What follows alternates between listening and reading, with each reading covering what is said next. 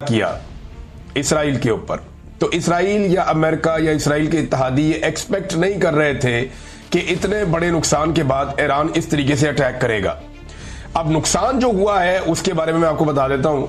अब तक की जो इतलात आ रही हैं उसके मुताबिक ईरान ने इसराइल की बहुत सारी बिल्डिंग्स तबाह कर दी हैं, बहुत सारे जो आम एरियाज हैं उनको टारगेट किया है। इसराइल की जो एक एयरबेस है उसको बहुत बुरी तरह तबाह किया, ईरान की जानिब से किया गया, और साथ ही साथ जो उनकी वजारत दिफा के दफ्तर हैं उनको तबाह कर दिया। यानी जो जिसको पेंटागन कहते हैं आप इसराइल का, जैसे अमेरिका में एक पेंटागन है वैसे ही इसराइल का अपना तेल अल-वैब के अंदर मरकज है, तो उसे ईरान ने तबाह किया बुरी तरह। उसके मनाजिर जब फिल्माए जा रहे थे और जब स्काई न्यूज का रिपोर्टर वहां पर रिपोर्टिंग कर रहा था तो उसको फिर रिपोर्टिंग के दौरान देखा गया, उसको हटाया गया वहां से कि यहां से हट जाओ, इसको मत फिल्माओ। तो इसराइल ने इंटरनेट भी बंद किया बीच में कुछ देर के लिए ताकि उसकी तबाही कम से कम दिखाई जा सके, लेकिन ये तबाही छुपाई नहीं जा सकती। जब भी किसी शहर में या किसी मुल्क में जाकर मिसाइल गिरते हैं ना, वो फिर तबाही अब छुपा नहीं सकते, आप उसको दुनिया से बचा कर नहीं रख सकते इस जदीद दौर में, क्योंकि कहीं ना कहीं से वीडियोस बन जाती हैं, तस्वीर बन जाती हैं और वो सामने आ जाती हैं। तो अब तक की जो इतला आ रही है उसमें इसराइल का जानी नुकसान तो कम हुआ है, ईरान का जानी नुकसान बहुत ज्यादा हुआ। 70 के करीब लोग उनके शहीद हो गए थे जो पहला हमला था उसमें। उसके बाद लगातार जो है वो इसराइल अटैक करता चला जा रहा है। लेकिन ईरानी अटैक जो इसराइल के ऊपर हुआ है उसमें अब तक की इतला के मुताबिक 80 लोग जख्मी हैं और 5 इसराइली हलाक हुए हैं, जिनमें एक खातून भी है। दूसरी जानब ईरान का इसमें नुकसान ज्यादा है। अब तक ईरान ने क्या हासिल किया और इसराइल ने क्या हासिल किया इस लड़ाई में, ये कुछ चीजें मैं आपके सामने रख देता हूं। फिर मैंने कुछ बड़े आम फैक्ट्स हैं वो आपके सामने रखने हैं पाकिस्तान को लेकर। नंबर 1, इसराइल ने सबसे पहले जो अटैक किया उसमें उन्होंने पहली चीज साबित की कि उनकी इंटेलिजेंस बहुत बेहतरीन थी और उन्होंने अपनी इंटेलिजेंस के जरिए से ईरान के उन मुकामात पे हिट किया जहां पे उनके अहम लोग मौजूद थे। हालांकि जंग का खतरा था, इन लोगों को महफूज करना चाहिए था, लेकिन जो इसराइली इंटेलिजेंस है उन्होंने अपनी बढ़तरी यहां पे दिखाई पहले हमले की बात कर रहा हूं। और दूसरी जो इसराइल ने कामयाबी हासिल की वो ये कि उन्होंने ईरान की जो फौजी क़यादत है, मेन लोग हैं, उन्हें शहीद कर दिया। लेकिन ईरान ने फौरी तौर पे मुतबादिल क़यादत जो है वो खड़ी की और हैरान कुन हद तक वो मजबूत आसाब के साथ सामने आए और इतना बड़ा नुकसान होने के बावजूद वो ऐसे खड़े हुए थे जैसे कुछ हुआ ही नहीं। तीसरा, इसराइल ने ईरान के अहम साइंसदानों को निशाना बनाया। लेकिन ये एक ऐसी चीज होती है जिसकी परवाही नहीं हो सकती। इंसानी दिमाग ये बड़ी कीमती चीज है। बड़े बड़े साइंटिस्ट जो हैं वो बड़े कीमती लोग होते हैं। यानी एक जो साइंटिस्ट है वो आप कह सकते हैं कि 1 लाख ताकतवर सिपाहियों से भी ज्यादा इंपॉर्टेंट बाज़ होता है, क्योंकि वो जो हथियार बनाता है उससे आप मुकाबला कर सकते हैं बड़ी से बड़ी ताकत का। लिहाजा यहां पे जो ईरान का नुकसान हुआ है ये नाकाबिले तलाफी है। अहम साइंसदानों को निशाना बनाया गया। लेकिन ईरान के पास सिर्फ यही साइंसदान नहीं थे, उनके पास और बहुत सारे साइंटिस्ट हैं और पूरी एक टीम है जो काम करती रहती है। तो ईरान में जो दावे सामने आ रहे हैं वो ये कह रहे हैं कि नुकसान तो हुआ है लेकिन हम आगे बढ़ते जाएंगे और अपने मिशन से पीछे नहीं हटेंगे, ईरान एटमी कुव्वत बनेगा, वो ये कहते हैं। और एक और चीज जो चौथी है, न्यूक्लियर साइट्स के ऊपर जो ईरानी तनसीबात को नुकसान पहुंचाया गया ये काबिल तलाफी है। यानी ये जो नुकसान पहुंचाया गया इसका भरवाई हो सकती है। और इसके अंदर अच्छा ये जो हरकत की है ना इसराइल ने, इसको लेकर रशिया और चीन इन्होंने भी स्टेटमेंट दिया, दीगर मुल्क भी स्टेटमेंट दे रहे हैं कि आप न्यूक्लियर साइट्स के ऊपर अटैक नहीं कर सकते, ये रेड लाइन है, ये आपको नहीं करना चाहिए था, क्योंकि इससे ताबकारी फैल सकती है, बड़े खौफनाक हालात हो सकते हैं। और इसराइल ने यह बड़ा रिस्क लिया है। अब यहां जो नुकसान हुआ इसकी भरवाई तो हो जाएगी, चंद दिनों में हो जाएगी और ईरान दोबारा से अपने काम पे लग जाएगा। लेकिन क्या ये लड़ाई यहां रुक जाएगी, एक बड़ा सवाल है। इस वक्त इसराइल को मगरिब की सपोर्ट मिलती चली जा रही है। अवाम ये कह रही है, पब्लिक ये कह रही है हर जगह पे कि इसराइल ने ये अटैक करके गलत किया, लेकिन मगरिब या उनका मीडिया जो है वो ये बयानिया बना रहा है कि ईरान इतना खतरनाक है कि उसके ऊपर अटैक करना बहुत जरूरी था। जैसे इराक के बारे में बयानिया बनाया गया, जैसे लीबिया के बारे में बयानिया बनाया गया, जैसे अफगानिस्तान के बारे में बयानिया बनाया गया, जैसे शाम के बारे में बयानिया बनाया गया। तो इसी तरह यह बयानिया एक और अब तैयार किया जा रहा है और यह बयानिया है ईरान के खिलाफ, और इसी तरह का बयानिया बना के फिर अटैक किया जाता है। लेकिन ईरान ने रिटेलिएट बड़ा खौफनाक किया है और अभी सारी दुनिया इकट्ठी होकर ईरान पे अटैक करने की पोजीशन में है या नहीं, ये सवाल हम अभी आगे चलकर डिस्कस कर लेंगे, क्योंकि ईरान के साथ आप वो नहीं कर सकते जो आपने माजी में कुछ मुल्कों के साथ किया है। यहां पे बहुत सारे और भी प्लेयर्स हैं इस वक्त आलमी सतह के ऊपर। चीन है, रशिया है, और ममालिक है, पाकिस्तान है, इस्लामी ब्लॉक है। ये तो नहीं हो रहा कि इस्लामी ममालिक ईरान के साथ खड़े होकर लड़ पड़ेंगे, 2-4 मुल्क ही खड़े हो जाए, लेकिन नहीं खड़े हो रहे ना। लेकिन अगर सारी दुनिया मिलकर ईरान पे हमला करने के लिए तैयार हो जाती है तो फिर ऐसे में इनकी रेलिवेंस बढ़ जाएगी, क्योंकि इनकी बेसिस हासिल किए बगैर ये करना मुमकिन नहीं होगा। और ईरान के चारों तरफ जो ममालिक हैं वो मुसलमान मुल्क हैं। क्या तुर्की की सपोर्ट हासिल की जा सकेगी, सऊदी अरब की, यूएई की, कि अपनी बेसिस आप दे दें, हमने ईरान को मारना है? तो मुझे नहीं लगता कि ऐसा मुमकिन होगा। और इराक के अंदर अगर ये इस तरह की कोई बेसिस या कुछ चीजें बना के ईरान के साथ लगातार एक अटैक में आते हैं तो उसमें भी कोई इतनी कामयाबी नहीं मिलेगी। वजह यह है कि इराक के अंदर पहले ही खाना जंगी जैसी सूरत-ए-हाल है, और यह बड़ा मुश्किल हो जाएगा नेटो फोर्सेस के लिए अपने आप को एक ऐसी लड़ाई में लेकर आना। बहरहाल मैं आपको बता रहा था कि इसराइल ने क्या हासिल किया। अब आए कि ईरान ने क्या हासिल किया। ईरान ने एक तो दुनिया को हैरान किया कि फौरी तौर पे जवाबी हमला किया 24 घंटे के अंदर, जो एक्सपेक्ट नहीं किया जा रहा था। इतने बड़े फौजी और साइंसी नुकसान के बाद, एटमी नुकसान के बाद, इतना बड़ा नुकसान जो ईरान का हुआ, उसके बाद क्या इमीडिएटली ईरान रिस्पॉन्ड कर सकता था? यह सवाल सबके ज़हन में तो था, लेकिन सबको अंदाजा था कि नहीं, इतनी जल्दी नहीं करेगा। 24 घंटे के अंदर ईरान ने जवाबी हमला किया। दूसरी चीज जो ईरान ने हासिल की वो ये कि पहली बार इसराइल में इतनी बड़ी तबाही हमने देखी है। वहां एयरबेस की तबाही देखी है, बिल्डिंग्स की तबाही देखी है, जहां पे इनका डिफेंस का ऑफिस था उसकी तबाही देखी है, इकोनॉमिक जहां से इनका वो मईशत चलती है, वहां पे एक वजारते खजाना का एक वो बना हुआ एरिया, वहां पे हमने तबाही देखी है। बहुत सारी बिल्डिंग्स हमने गिरती हुई देखी है। वो मनाजिर जो हम गजा में देखते रहे बड़े लंबे अरसे से, इन्होंने हजारों टन बारूद गजा के ऊपर बरसाया है। कुछ लोग दावा करते हैं कि 1 लाख टन बारूद इसराइल ने गजा के ऊपर बरसा दिया गुज़िश्ता 2 साल में। ऐसी तबाही फेरी है 2-2.5 साल में गजा के अंदर, और हमने गजा को मलबे का ढेर बनते हुए देखा है। अब उससे मिलते जुलते मनाजिर हमें पहली मर्तबा तारीख में इसराइल में नजर आए हैं। अब ये जो इतनी बड़ी तबाही है, ये ईरान ने पहली चीज एक और ये अचीव की कि उन्होंने दिखाया दुनिया को कि यहां पे भी बम गिर सकते हैं, ये बिल्डिंगें भी गिर सकती हैं, ऐसा नहीं है कि इनको नुकसान नहीं हो सकता। दूसरा जो इसराइली एयर डिफेंस सिस्टम है वो दुनिया का एक बेहतरीन एयर डिफेंस सिस्टम है, उसको आयरन डूम कहते हैं। इसराइल इसके ऊपर बहुत पैसा खर्च करता है, उसकी एक रीजन है, वो एक छोटा सा मुल्क है, चारों तरफ मुसलमान मुल्क बैठे हुए हैं, और उसको हर वक्त इस बात का खतरा रहता है कि कहीं ना कहीं से कोई ना कोई बम या कोई ना कोई मिसाइल या कोई ना कोई चीज आ जाएगी। तो उसने दुनिया का बेहतरीन अमेरिका के साथ मिलकर, दुनिया के बेहतरीन साइंसदानों के साथ मिलकर अपना एक आयरन डूम का सिस्टम बनाया हुआ है, जदीद तरीन जो एयर डिफेंस सिस्टम है। वो ब्रीच हो गया, ईरान ने उसको ब्रीच किया है। और ऐसा नहीं है कि ईरान के सारे मिसाइल जाके टारगेट पे लगे। अगर आप वो विजुअल्स देखें मनाजिर तो आपको नजर आता है कि ईरान की जानिब से आने वाले बहुत सारे मिसाइल्स या ड्रोन्स, उनको वो टारगेट कर लेता है, इसराइल उन्हें टारगेट कर लेता है, हवा में रोक लेता है। लेकिन पहली मर्तबा हम देख रहे हैं कि पहले भी ऐसा हुआ था, लेकिन इतने बड़े पैमाने पे नहीं हुआ था, कि बहुत बड़े पैमाने पर ईरान के मिसाइल्स वो आए हैं और आकर हिट किए हैं अपने टारगेट्स के ऊपर। तो एक तो उन्होंने ये मिथ तोड़ दी, ये मिथ उन्होंने तोड़ दी ईरान ने कि इसराइल के शहरों के ऊपर अटैक नहीं हो सकता, या जो आयरन डूम है उसको डिसीव नहीं किया जा सकता, या इसको ब्रीच नहीं किया जा सकता। तो उन्होंने इसको तोड़ा और तोड़ के जाके मारा। अब जो जंग की हिद्दत है, ईरान ने एक और चीज जो हासिल की वो ये कि जंग की हिद्दत को, उसकी शिद्दत को इसराइल तक पहुंचाया है। इससे पहले इस जंग की शिद्दत मुसलमान मुल्कों में रहती थी, या गाजा में रहती थी, या ईरान में रहती थी, या लबनान में रहती थी, लेकिन शाम में रहती थी। अब ये जो जंग की शिद्दत है ये पहुंची है इसराइल के शहरों में। तो वहां पे हम मनाजिर देख रहे हैं, उनके लोग बहुत परेशान हैं। एक तरफ मैंने आपको बताया था कि जो ईरानी है वो सेलिब्रेट कर रहे हैं, डिमांड कर रहे हैं कि मजीद अटैक किया जाए, वो कुर्बानी देने के लिए तैयार है। दूसरी तरफ मैंने आपको बताया और दिखाया भी कि जिस तरीके से जो इसराइली शहरी है वो बंकर्स के अंदर जाकर छुप गए हैं, जेर जमीन उनके जो बंकर्स बने हुए हैं वहां पे जाके छुप गए हैं और वहां पे अपने आप को महफूज कर लिया उन्होंने। तो इसीलिए उनका जानी नुकसान भी कम हुआ है। अब नाज़रीन, जो इंटरनेशनल मीडिया है उसको अगर आप देखें तो वो इस तरह दिखा रहे हैं जैसे ईरान ने इसराइल के सिविलियंस के ऊपर अटैक कर दिया। और उसका रीजन एक ये भी है कि जो सिविलियन एरियाज हैं इसराइल में, वो उसके साथ ही उन्होंने अपनी दिफाई तनसीबात भी लगाई हुई, वो बिल्कुल करीब करीब है। तो वो अटैक होगा तो ये तो चीजें होती हैं।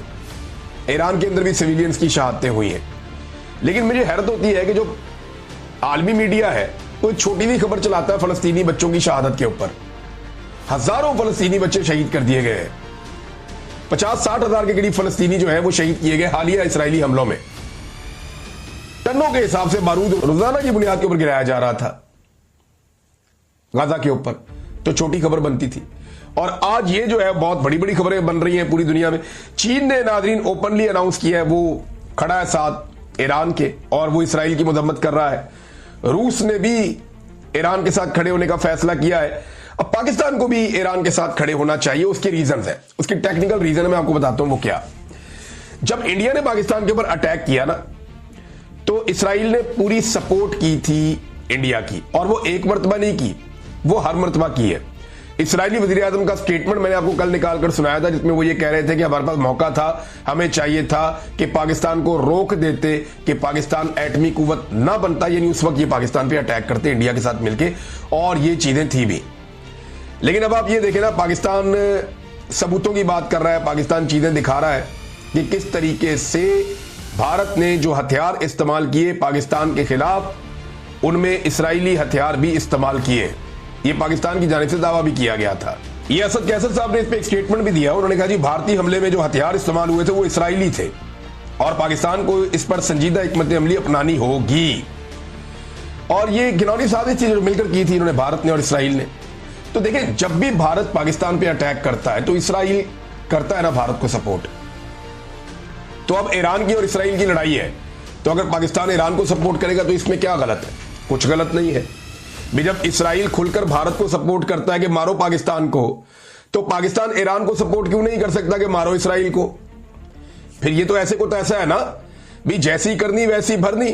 यही तो इंटरनेशनल लॉ है, यही तो यानी ये यूनिवर्सल लॉ है कि आप जो करेंगे वो ये आपके सामने आएगा। इसराइल ने हमेशा भारत को सपोर्ट किया पाकिस्तान को मारने के लिए।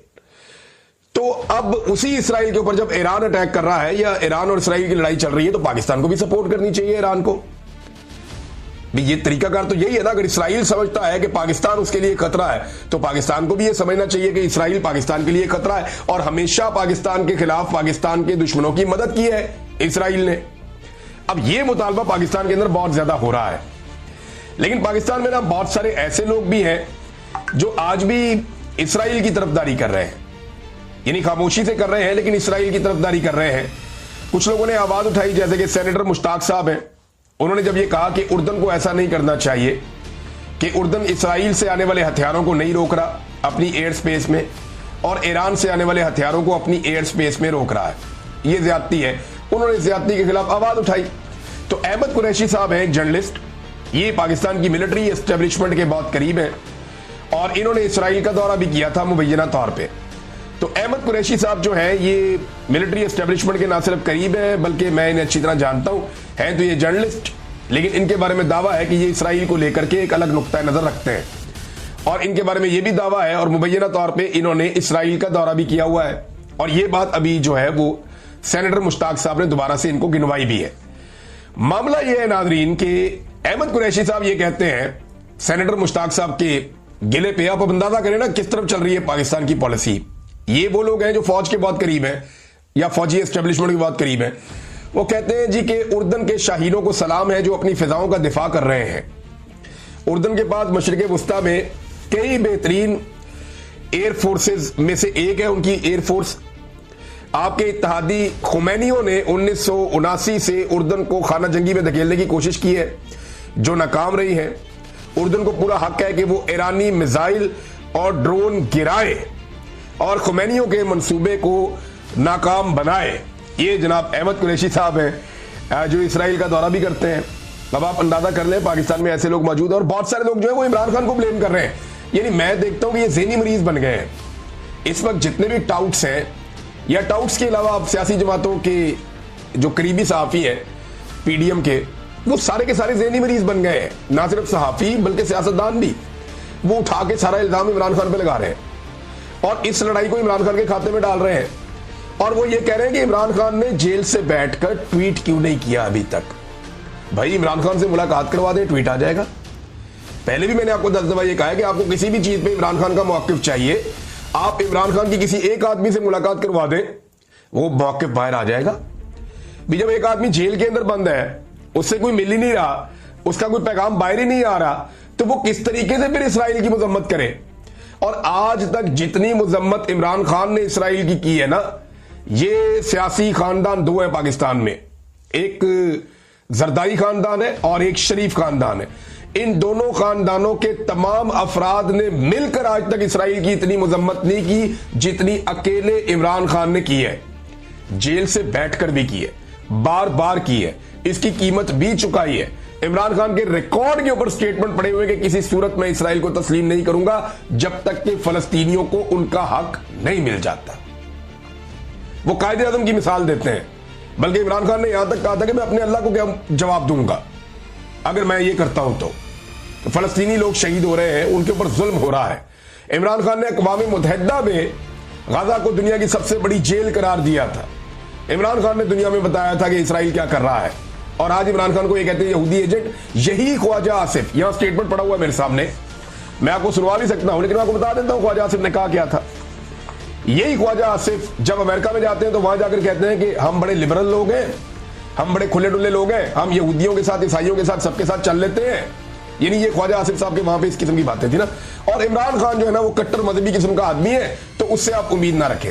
यानी लुब्बे लुबाब ये था वहां कहने का कि हम लिबरल हैं, इमरान खान मजहबी है और इमरान खान के फॉलोअर भी मजहबी है। ये जाकर अमेरिका में ख्वाजा आसिफ ने स्टेटमेंट दिया था। लेकिन वही ख्वाजा आसिफ जब पाकिस्तान पहुंचता है तो यहां पे आके कहता नहीं, इमरान खान जो है ना वो यहूदी एजेंट है। अंदाजा करें आप अंदाजा करें इनकी मुनाफकत का, आप अंदाजा करें इनके झूठ का, इनके फ्रॉड का, इनकी बेईमानी का। और आज एक आदमी को जकड़ के जंजीरों के अंदर कह रहे हैं ट्वीट क्यों नहीं कर रहा।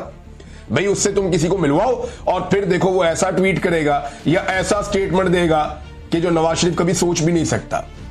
नवाज शरीफ और जरदारी दोनों बाहर है ना, उनसे कोई नहीं पूछता कि क्यों नहीं अभी तक ट्वीट किया। भाई नवाज शरीफ ने आखिरी ट्वीट क्या किया था? नवाज शरीफ ने यही बात की थी ना नरेंद्र मोदी के बारे में कि नरेंद्र मोदी साहब जहाज आपका गिर गया, मुझे बड़ा अफसोस हुआ। वो नरेंद्र मोदी जिसका मियां साहब कभी नाम भी नहीं लेते थे, जहाज गिरने पे उसका नाम लिया उन्होंने। और अब इस मामले में नवाज शरीफ साहब कहां खड़े? वो क्यों नहीं ईरान के हक में ट्वीट कर रहे हैं? वो क्यों नहीं इसराइल के खिलाफ ट्वीट कर रहे हैं? जब लोग दबाव डालेंगे, बहुत ज्यादा प्रेशर आएगा, फिर एक गोल मोल किस्म का ट्वीट करेंगे। छोड़े ना इमरान खान को, देखें आपको पता चलता है ट्वीट कैसे होता है। तो ये जो बाहर बैठा हुआ एक आदमी है जो पाकिस्तान में 3 दफा वजीर आजम रहा, उससे कोई नहीं पूछ रहा। वो जो जेल के अंदर बंद है, जिससे मुलाकात बंद की हुई है, उससे पूछ रहे हैं। तो नादरीन ये इस वक्त सूरत हाल है। नादरीन ईरान ने एक और दावा किया और वो दावा ये है कि एक और F-35 गिरा दिया गया है। ये अमेरिकी साख्ता जहाज है 5th जनरेशन का, और वो कह रहे हैं जी हमने एक इसराइली पायलट भी पकड़ लिया है। अब अगर ये खबर दुरुस्त है तो ये बहुत बड़ी खबर है, ये बहुत बड़ी डेवलपमेंट है कि एक पायलट भी पकड़ लिया इसराइली, और एक और तैयारा गिरा दिया, वो भी F-35, जिसे इसराइली पायलट इस्तेमाल करते हैं। तो ये तो ईरान की बहुत बड़ी कामयाबी हो सकती है और ईरानी मीडिया इसका दावा लगातार कर रहा है। नाज़रीन नेतन्याहू की घबराहट देखी जा सकती है उसकी लेटेस्ट वीडियो के अंदर, और उसमें नेतन्याहू ने ईरानी अवाम से एक दरखास्त की है कि वो हुकूमत को तब्दील कर दें ईरान में। इनको इस बात का आइडिया नहीं है कि जब लड़ाई हो जाती है ना तो जितनी मर्जी सियासी मुखालफत हो सारे इकट्ठे हो जाते हैं। पाकिस्तान और इंडिया की लड़ाई में सारे इकट्ठे हो गए थे ना सियासी मुखालफत के बावजूद। तो ये नेतन्याहू को ये वाली बात समझ नहीं आती। आज ईरान के अंदर अगर लोग ईरानी हुकूमत से खुश नहीं भी है तो वो भी ईरानी हुकूमत के साथ खड़े होंगे, ईरानी फौज के साथ खड़े होंगे। ये आप नहीं कर सकते। इसके लिए आपको 2 चीजें करनी पड़ेंगी। या तो इसराइल आकर ईरानी सरजमीन पे उतरे, क्या वो ये जुर्रत कर सकता है? कभी नहीं कर सकता, वो मुकाबला ही नहीं कर सकते इनका। या वो अंदर बगावत पैदा करें तो वो बगावत तो हो नहीं सकती, उनका कंट्रोल बहुत अच्छा है। तो यहां पे नेतन्याहू की घबराहट और परेशानी नजर आ रही है, उसकी बौखलाहट नजर आ रही है कि अब वो ईरानी अवाम से भी अपील कर रहा है, क्योंकि मेरे ख्याल में उसको इस बात का आइडिया नहीं था कि इसराइल के अंदर जो इमारतें हैं वो ऐसे मलबे का ढेर बनेगी कभी और ये ईरान कर गुजरेगा। इसमें एक चीज और क्लियर होती है, ऐसा लगता है कि इसराइली इंटेलिजेंस चाहे बहुत अच्छी है, लेकिन इस इंटेलिजेंस को ईरान की मुकम्मल सलाहियत का अंदाजा नहीं था। इन्हें इस बात का आइडिया नहीं था कि ईरान की सलाहियत किस लेवल पे है और वो कहां तक जाकर अटैक कर सकता है और वो क्या कर देगा। तो ईरान ने वो करके दिखा दिया। नाज़रीन, मैं कुछ और चीजें आपके साथ शेयर करूंगा नेक्स्ट वीलॉग में, क्योंकि ये लड़ाई अभी चल रही है और ये लड़ाई लंबी जाएगी, मुझे ऐसा लगता है। ये जल्दी रुकने वाली लड़ाई नहीं है। जिस तरीके से इसराइल ने इस लड़ाई को छेड़ा है और जैसे अब मगरिब इसराइल के साथ खड़े हो रहा है, जैसे ईरान के साथ कुछ थोड़ी बहुत अलाइनमेंट हो रही है कुछ फोर्सेस की, तो ऐसा लगता है कि लंबी चलने वाली लड़ाई है, छोटी लड़ाई ये नहीं है। और ईरान बहुत बड़ी फौजी कुव्वत है, उसके बाद बहुत ज्यादा हथियार है। ये आपको आने वाले वक्त में पता चलेगा। वो कह रहे हैं जी हम अपना खैबर मिसाइल जो है वो भी दागेंगे और दुनिया हैरान हो जाएगी। दुनिया को तब पता चलेगा कि हमारे पास कौन सा मिसाइल है और हमारे पास कौन सी टेक्नोलॉजी है। अभी ईरान क्या करता है ये हम देखते हैं, लेकिन आज के दिन एक और बड़ी इंपॉर्टेंट एक्टिविटी अमेरिका में हो रही है। पाकिस्तान के फील्ड मार्शल आसिम मुनीर मौजूद हैं अमेरिका में। ये अमेरिका के दौरे पे गए हुए हैं और सब पूछ रहे हैं कि दौरे का मकसद क्या है, वजह क्या है। इसके बारे में कुछ भी नहीं बताया गया, लेकिन ये अमेरिका के दौरे पर गए हैं और वहां जो ओवरसीज पाकिस्तानी है वो बहुत बड़े पैमाने पर निकलकर उनके खिलाफ एहतजाज कर रहे हैं। और वो ये कह रहे हैं कि इन्होंने पाकिस्तान में एक डिक्टेटरशिप कायम की हुई है। पाकिस्तान के अंदर जुल्म, जबर, फस्तायत, इंसानी हकूक की खिलाफ वर्जियां, आज़ादी इज़हार राय पर पाबंदी है। पाकिस्तान में अदलिया को यरगमाल बना लिया गया है, पार्लिमान को यरगमाल बना लिया गया है, पाकिस्तान का मीडिया जो है उसे कैद कर दिया गया है, जबरी तौर पे इंसानों को गुमशुदा किया जा रहा है। और इन सारी चीजों के लिए वो पाकिस्तान की मिलिट्री एस्टेब्लिशमेंट को जिम्मेदार समझते हैं। और अब जनरल आसिम मुनीर के खिलाफ अमेरिका में एक बड़े एहतजाज का उन्होंने प्लान किया हुआ।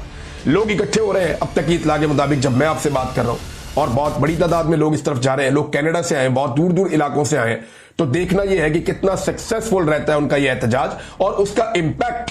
क्योंकि देखें, आर्मी चीफ के खिलाफ इस एहतजाज को रोकने के लिए पाकिस्तान की इंटेलिजेंस एजेंसीज ने, सफारत खाने ने और हुकूमत ने पूरा जोर लगाया, पूरी कोशिश की। पूरी कोशिश करने के बावजूद भी अगर वो ये एहतजाज कर लेते हैं तो ये एक बहुत बड़ी मुसीबत बन सकता है आर्मी चीफ के लिए। शर्मिंदगी का बायस तो बनेगा ही। तो देखते हैं क्या होता है इस पे, फिर हम बात करेंगे। अब तक के लिए इतने, अपना ख्याल रखिएगा, अपने चैनल का भी। अल्लाह हाफिज़।